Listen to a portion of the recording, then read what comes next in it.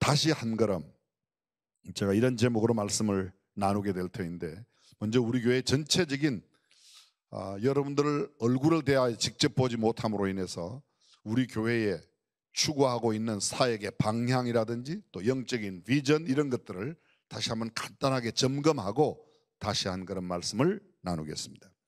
하나님을 영화롭게 사람을 존귀하게, 과연 그 교회, 우리가 추구하는 수원중앙침례교회의 미래의 모습입니다. 사람들이 보아도, 하나님이 보셔도 과연 중앙교회는 다르다. 그래, 참 너네는 내 마음을 기쁘게 하는 성도야. 하나님께서 보실 때, 사람들이 볼 때 역시 수원중앙교회는 달라, 이런 거룩한 도전을 주고 하나님께 기쁨과 영광을 드리는 성도가 되시기를 주님의 이름으로 축복합니다. 뭐 그렇게 세상적으로 자랑할 일은 아니지만, 그래도 우리가 영적 자부심을 가질 수 있는 것은 이런 팬데믹 상황 가운데도 모범 방역 교회로 우리가 이렇게 인정받았다는 것은 굉장히 귀한 일이라고 생각이 되어집니다. 그러나 정부로부터의 모범 방역 교회 정도가 아니라 하나님께 인정받는 영적인 가장 탁월한 영향력을 가진 그런 교회로 우리 교회가 우뚝 서기를 바랍니다. 지역사회 자랑, 수원의 가장 자랑스러운 자랑거리가 있다면 뭐 화성보다도 삼성보다도 수원중앙교회가 가장 자랑거리가 되었으면 좋겠습니다. 뿐만 아니라 한국교회의 대안적인 모델을 제시할 수 있는 그런 우리 교회, 그래서 이것은 한국교회의 긍지라고 저희들이 표현하죠. 민족의 소망, 그렇습니다. 참 소망 없는 절망의 세상을 사는 것 같은 현대인들에게, 그래, 대한민국의 소망은, 희망은 교회에 있다고, 수원중앙교회를 보라고, 이런 거룩한 모습 가졌으면 하는 마음이 참 간절합니다. 한 걸음 더 나가서 우리 교회는 세계에 등불되는, 아직 복음을 알지 못하는 나라, 복음을 접하였지만 연약한 가운데 있는 나라에게 복음을 나누어 줄 수 있는 그런 나라가 되었으면 좋겠습니다. 135년 전에 대한민국에 처음 선교사들이 들어올 때 우리는 복음의 황무지였습니다. 그런데 그들에게 영적인 큰 빚을 지고 있는데, 한국교회가 이만큼 성장했다면 이제 세계 각지에 나가서 복음을 전해야 된다고 생각합니다. 이런 팬데믹 상황 가운데도 전 세계에 나가 있는 선교사님들, 선교 사역을 위해서 기도하는 교회 될 수 있기를 간절히 바랍니다. 우리 교회 4대 핵심 가치가 있습니다. 가치는 삶의 기준을 말하는데, 가장 먼저 영적으로 경건한 영성을 가진, 말씀과 기도와 예배, 늘 성령 충만한 그런 공동체가 되어서 경건한 영성이 충만한 교회가 되기를 바라는 게 첫 번째 우리 가치고, 두 번째 가치는 성숙한 인격입니다. 사람들이 성숙한 인격이라고 말할 때 얼마나 정직한가, 얼마나 성실한가, 얼마나 다른 사람들을 섬기고 나누고 윤리적 도덕적으로 깨끗한 삶을 살아가는가. 저는 우리 교회 모든 성도들이 영적으로도 말씀과 기도 가운데 성령 충만한 예배 공동체로서의, 비록 우리가 지금 모이지는 못하지만 어디에 있든지 예배만큼은 정말 생명을 걸고 사수하는 그런 우리 모든 성도들이 되었으면 좋겠습니다. 그리고 인격적으로도 모든 사람들이 우러러 존경할 만한, 그래서 내가 살고 있는 동네가 가장 자랑하는 사람이 우리 교회 성도들이 되었으면 좋겠습니다. 우리 교회, 우리 대한민국의 가장 큰 자랑이 정말 우리 교회가 되었으면 하는 마음이 간절합니다. 한 걸음 더 나가서 우리 교회 공동체에 속한 모든 믿음의 권속들이 탁월한 역량의 사람, 실력 있는 사람, 능력 있는 사람, 능숙한 사람, 어떤 일을 맡겨도 척척 풀어나가고 해결할 수 있는 그런 사람, 그것이 우리의 기준입니다. 또 하나의 기준이 있습니다. 건강한 체력. 아무리 영성이 탁월하고 아무리 인격이 고매하고 좋은 능력과 능숙한 실력을 갖고 있어도 건강 없으면 끝나는 겁니다. 그래서 육체의 건강도 매우 중요합니다. 이 네 가지, 경건한 영성, 성숙한 인격, 탁월한 역량, 건강한 체력, 이 네 가지를 모두 갖춘 하나님의 사람으로서의 공동체 과연거교회 중앙교회 성도가 다 되시기를 주님의 이름으로 축복합니다. 한 가지 더 있습니다. 우리가 앞으로 계속해서 해야 하는 사역이 있습니다. 교회 공동체가 가장 추구하는 첫 번째 사역은 위로 하나님께 대한 책무로서의 예배와 이 땅에 살아가는 동안에 아직도 예수님을 알지 못하는 사람에게 예수님을 전하는 복음전도, 영혼 구원이 가장 중요한 일이죠. 이미 구원받은 우리들 하나님 앞에 감사의 예배를 드리고 아직도 구원받지 못한 사람들 한 영혼이라도 더 구원하는 그런 교회 공동체가 되어야 된다고 믿습니다. 교회는 두 가지의 목적을 두고 있습니다. 하나님은 하나님을 영화롭게 하는 것이고, 또 하나는 세상을 구원하는 그 사역의 목. 교회 공동체의 가장 중요한 두 가지의 사역, 아직 예수 믿지 않는 사람 예수 믿게 하는 일, 이미 예수 믿는 사람들이 하나님께 영광을 돌리며 살아가는 일. 우리는 이것을 예수 프로젝트, 지저스 사역, 예수님 사역이라 그렇게 말합니다. 지저스 프로젝트. 두 번째 사역은 이런 모든 사역을 할 수 있는 내용의 교육과 훈련 프로그램, 예배 사역, 이런 모든 것들을, 이것을 우리는 가르쳐서 소위 영적 소프트웨어라 그렇게 표현하는데, 이런 사역들을, 또 이런 영적인 사역을 구체적으로 시행할 수 있는 예배당, 교육관, 교육시설, 훈련 시스템, 모든 프로그램과 이런 것들을 행할 수 있는 소위 하드웨어 앤 소프트웨어, 영적인 모든 사역과 그 사역을 행할 수 있는 것들을 갖추는 것, 우리가 계속해서 해나가야 됩니다. 그래서 이 사역을 우리는 가르쳐서 솔로몬 프로젝트라 이렇게 이름을 붙였습니다. 세 번째가 있습니다. 자, 첫 번째가 뭐라고요? 예수님 사역, 지저스 프로젝트. 두 번째, 솔로몬 프로젝트, 영적인 하드웨어 앤 소프트웨어를 갖추는 겁니다. 세 번째 우리가 해야 되는, 추구하고 있는 것은 세상의 영적인 지도력뿐만 아니라 세상 지도력. 사람들이 가끔 그렇게 이야기합니다. 참 정치 지도자가 없다, 경제적으로 정말 본받을 만한 그런 경제인이 없다. 우리 책임입니다. 교회가 그런 사람들을 길러내지 못했어요. 세상은 그런 사람들을 길러낼 수 있는 구조가 되어 있지 못합니다. 이기적이고 독선적이고 자기중심적인 사람들을 길러내는 게 세상의 교육 시스템이라고 한다면, 교회의 교육과 모든 교회에 추구하는 삶은 남을 위하여 희생하고 나누고 베풀고 섬기는 그런 지도력, 그것이 정말 중요합니다. 그래서 저는 영적인 지도력이나 사회를 이끌어가는 정치, 경제, 사회, 문화, 예술, 도덕 모든 분야에 이런 지도력을 길러내는 교회가 되어야 한다, 이렇게 생각합니다. 그래서 지저스 프로젝트, 솔로몬 프로젝트, 이 세 번째 사역을 우리는 BK 프로젝트라 그렇게 표현하죠. 왜 BK입니까? 김장하 목사님 영문 이니셜이 빌리킴 BK 쓰는데, 평생에 원하셨던 바가, 지금도 사역하고 계신 게 영적인 지도력, 세상의 지도력을 길러내고 그들이 영향력을 끼치는 사람으로 살아가도록 격려하는 일. 그래서 BK 프로젝트. 마지막 하나가 더 있습니다. 그것은 교회가 가지고 있는 여러 가지 역량들을 나누고 베푸는 것입니다. 대사회 긍휼 사역, 나눔의 사역, 베푸는 사역. 이건 교회가 정말 추구해야 될 가장 중요한 일이 아닌가. 세상에서 많은 사람들이 교회를 비난해요. 교회 내에서도 교회를 비난하는 사람들이 교회는 자기만 한다, 자기 교회만 뭐 성장시킨다. 아니요, 교회가 성장하는 게 나쁜 것 아닙니다. 자기 교회만 추구하는 것, 그것이 결코 너무 이기적이라고 생각하지 마세요. 우리가 모으고 우리가 갖추는 것은 나누기 위함이고 베풀기 위함이고 우리만 잘 살기 위함이 아니라는 것을 교회는 이미 알고 있습니다.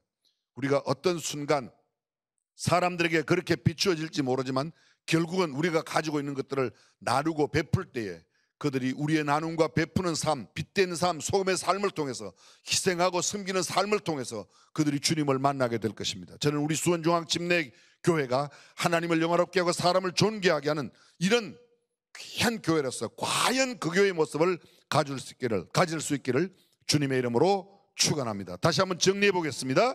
지역사회, 자랑, 한국교회, 긍지, 민주교회, 소망, 세계에 등불되는 교회, 과연 그 교회. 과연 그 교회는 함께 하셔도 좋을 것 같아요. 경건한 영성, 성숙한 인격, 탁월한 역량, 건강한 체력을 가진 성도들이 모여있는 교회, 과연 그 교회. 우리 중앙교회가 되었으면 좋겠습니다.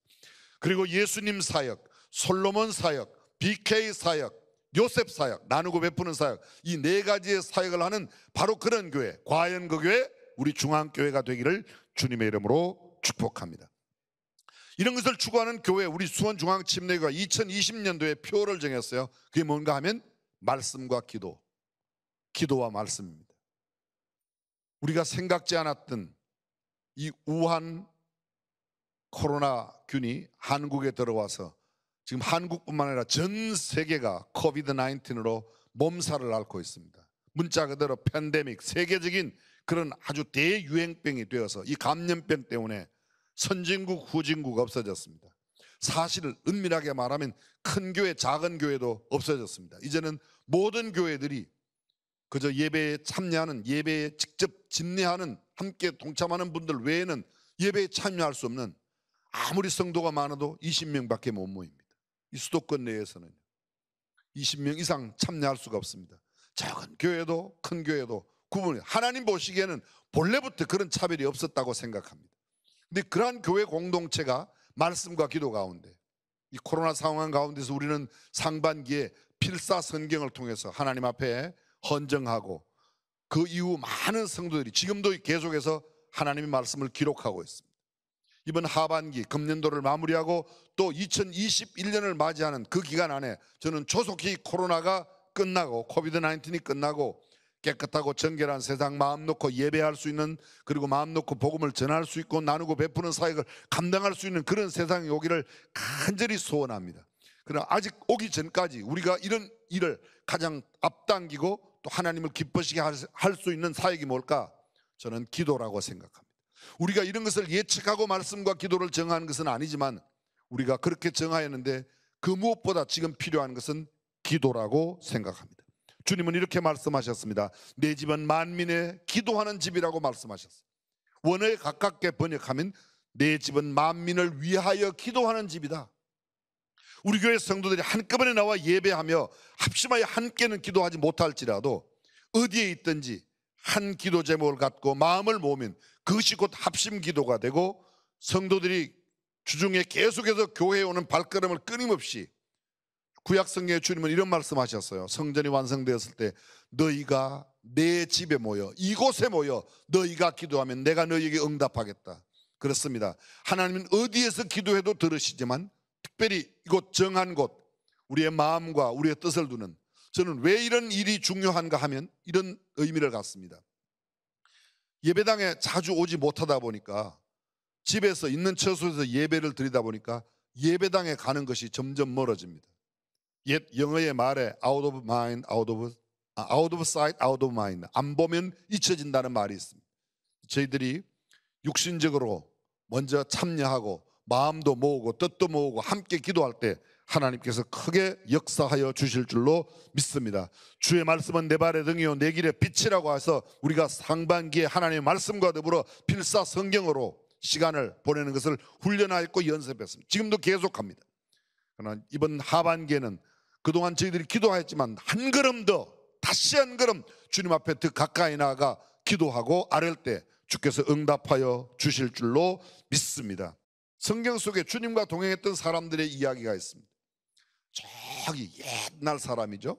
옛날 사람. 누가 기억나시죠? 에녹이라는 사람이 있습니다. 성경에 보면 에녹은 65세에 무드셀라를 낳고 300년 동안 하나님과 함께 동행하다가 하나님께서 그를 데려가심으로 그가 세상에 더 이상 있지 아니하였다. 이 에녹이 65세에 무드셀라 낳습니다. 무드셀라는 187세에 라멕을 낳습니다. 라멕은 182세에 노아를 낳습니다. 노아를 낳을 때 무드셀라의 나이가 369세예요. 창세기 7장 6절에 보게 되면 이 노아가 600세 되던 해에 홍수가 옵니다. 노아 600세 될 때에 무드셀라의 나이가 369 더하기 600, 969세예요. 무드셀라가 몇 살 살았죠? 969세.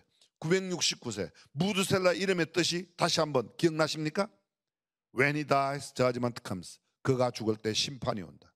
969세를 살고 그 무드셀라가 죽었는데, 죽던 해가 그의 무드셀라의 아들 누구예요? 라멕의 아들 누구? 노아. 그러니까 다시 말하면 이 무드셀라의 손자였던 손자 노아가 600세 될 때에 홍수가 왔습니다. 할아버지 나이가 몇 살이에요? 969세. 그가 죽던 해에 홍수가 났습니다. 근데 보십시오. 이 그가 죽으면 심판이 온다는 뜻을 가진 그 이름 무두셀라를 낳았던 에녹이 몇 세에 낳았다고요? 에녹은 65세에 무두셀라를 낳고 300년 동안 하나님과 동행했다고 말합니다. 여러분, 노아를 이야기할 때 노아 시대에 가장 유명한 게 뭐예요? 죄악이 관영했다는 거예요. 온 세상에 죄악이 관영하여 하나님께 사람들이 세상을 바라보고 세상을 사랑하고 세상 것에 빠져 살았습니다. 흉포했습니다. 죄악이 관영했다고 성경은 그렇게 표현합니다. 그러나 8절 창세기 6장 8절 그러나 노아는 여호와께 은혜를 입었더라. 노아가 은혜를 입었습니다. 그 다음 9절 뭐죠? 노아의 사적은 이러하니라 노아는 의인이요 당세의 완전한 자라 그가 하나님과 동행하였으며 그가 셈과 함과 야벳을 낳았더라. 그렇습니다. 노아가 그 악한 세대 가운데 그 음란한 세대 가운데 그 흉포하고 죄악이 관영한 세상 가운데 하나님과 동행할 수 있었던 결정적인 비결이 뭐였는가? 무두셀라를 낳고 났어요.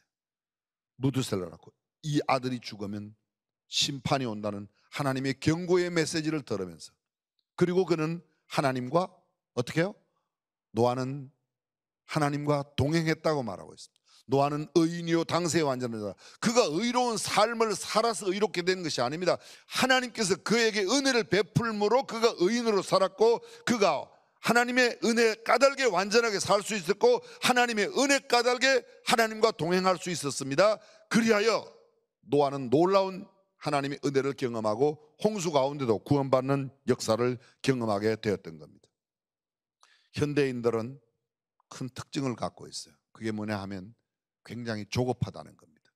하나씩 한 걸음씩 나가려고 하지 않고 한꺼번에 왕창하려고 그래요.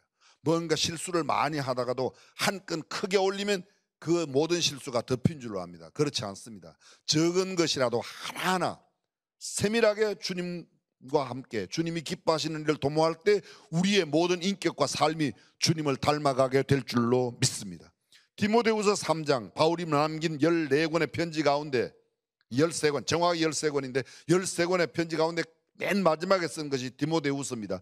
디모데후서는 4장까지 있는데 3장에 바울이 디모데에게 보내는 이 두 번째 편지의 마지막 부분이죠. 이렇게 말합니다.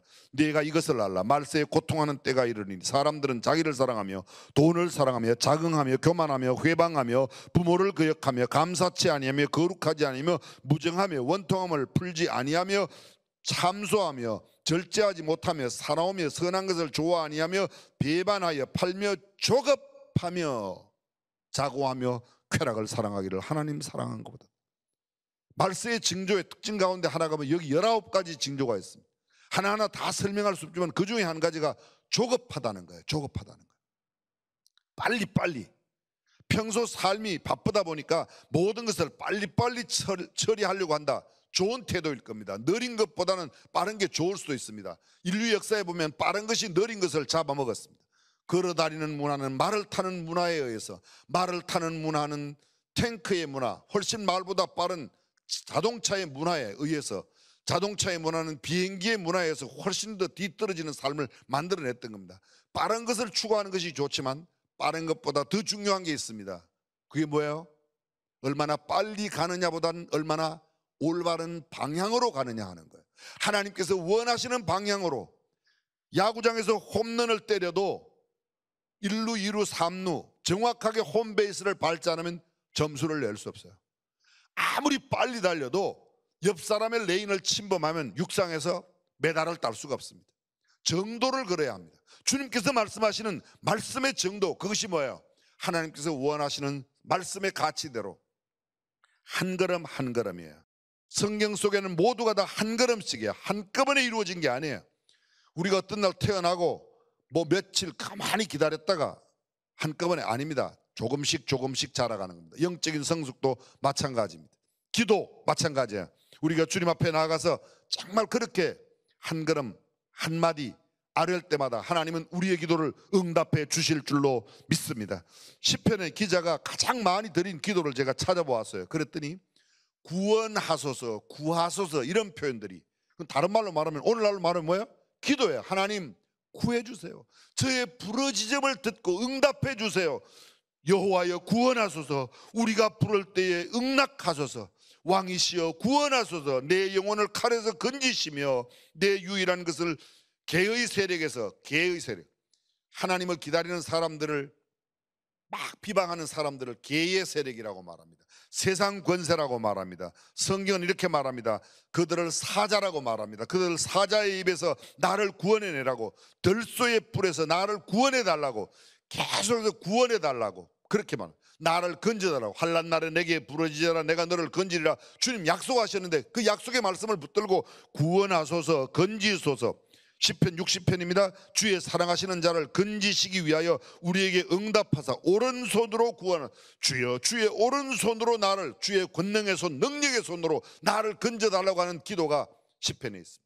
이 짧은 시간 다 나열할 수 없는 수많은 기도, 그 시편 기자의 기도가 모두가 구원해달라, 건져달라는 겁니다. 사랑하는 성도 여러분, 우리가 주님 앞에 구하면 반드시 응답하시고 이루어 주실 줄로 믿습니다.